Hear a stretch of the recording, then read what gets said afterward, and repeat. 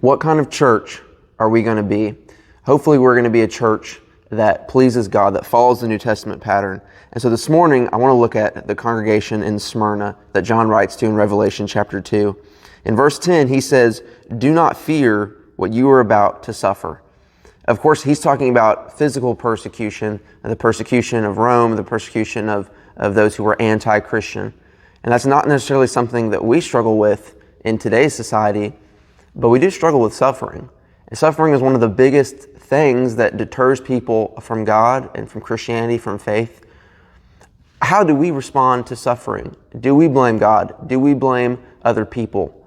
Or do we lean into God in times of suffering? John says, "Do not fear what you are about to suffer."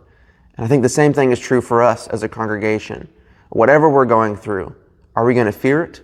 Or are we going to trust God and lean on each other through that time of suffering? That's why the church is here. We're here to bear each other's burdens, to lift each other up in suffering. Are we a congregation that does that?